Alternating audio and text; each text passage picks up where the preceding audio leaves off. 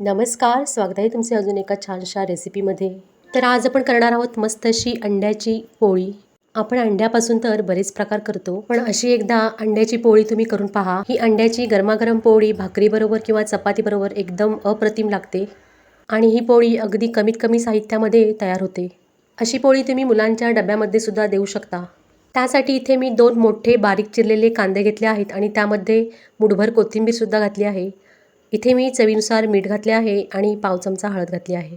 आता यामध्ये अर्धा चमचा कोल्हापुरी कांदा लसूण मसाला घातला आहे आणि अर्धा चमचा काश्मीरी लाल मिरची पावडर घातली आहे.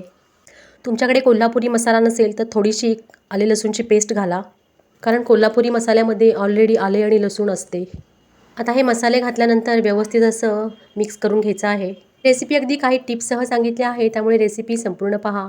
आणि चॅनलवर तुम्ही प्रथमच रेसिपी पाहत असाल तर चॅनलला सबस्क्राईबसुद्धा करा आणि रेसिपी आवडली तर रेसिपीला एक लाईकसुद्धा करा. आता इथे मी गॅसवर एक लोखंडी तवा ठेवला आहे आणि त्यामध्ये 2 ते 3 चमचे तेल घातले आहे. आता हे तेल बारीक गॅसवर तापत ठेवायचं आहे आणि इथे मी 2 कांद्यासाठी 2 अंडी घेतली आहेत. ती आता ह्या कांद्यामध्ये फोडायची आहेत.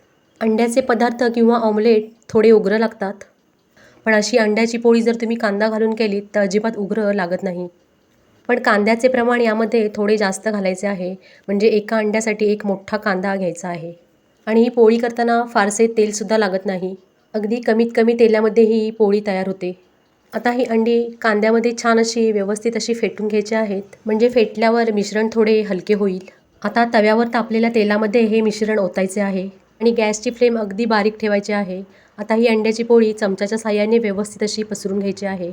आणि ह्या अंड्याच्या पोळीला लागणारे साहित्य मी डिस्क्रिप्शन बॉक्समध्ये दिले आहे, नक्की चेक करा. आणि ही वेगळ्या प्रकारची अंड्याची पोळी तुम्हीसुद्धा करून पहा. आता हे मिश्रण तव्यावर पसरल्यानंतर त्यावरती खोलगट असे झाकण ठेवायचे आहे. आणखीन गॅसची फ्लेम बारीक करून 1.5 ते 2 मिनटासाठी असेच ठेवून द्यायचे आहे आणि छान असं शिजू द्यायचं आहे. आता हे पहा, मी झाकण काढले आहे आणि वरून अंड्याची पोळी छान अशी शिजलीसुद्धा आहे आणि तव्यामध्ये व्यवस्थित अशी सेटसुद्धा झाली आहे. आता ह्या पोळीचे सुरीच्या साहाय्याने किंवा उलटण्याच्या साहाय्याने 4 असे तुकडे करायचे आहेत, म्हणजे पोळी पलटी करण्यास सोपी जाते. जसे मी व्हिडिओमध्ये दाखवले आहे त्याप्रमाणे करायचे आहे. आता ह्या पोळीचे 4 चौथ झाले आहेत. आता एक एक चौथ पलटी करून घ्यायचा आहे आणि दुसऱ्या बाजूनीसुद्धा 1 ते 1.5 मिनिट पोळी गोल्डन ब्राऊन होईपर्यंत छान अशी भाजून घ्यायची आहे. आणि हे पहा, पोळी अशी मस्त अशी भाजली गेली आहे, तुम्ही पाहू शकता.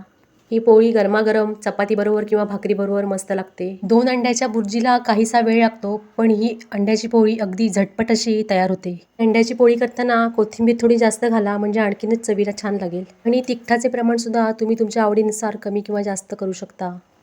हे पहा, अंड्याची पोळी आता इथे मी भाकरीबरोबर सर्व केली आहे. अशी अंड्याच्या पोळीची रेसिपी आवडली असेल तर रेसिपीला एक लाईक करा आणि चॅनलवर नवीन असाल तर चॅनलला सबस्क्राईबसुद्धा करा आणि बाजूला दिलेल्या बेलवर क्लिक करा, म्हणजे येणाऱ्या व्हिडिओची नोटिफिकेशन तुम्हाला सगळ्यात अगोदर येईल. आणि ही रेसिपी तुम्ही नातेवाईकांना शेअरसुद्धा करा. रेसिपी पाहिल्याबद्दल सगळ्यांचे खूप खूप धन्यवाद. आता भेटू पुढील रेसिपीमध्ये. तोपर्यंत नमस्कार.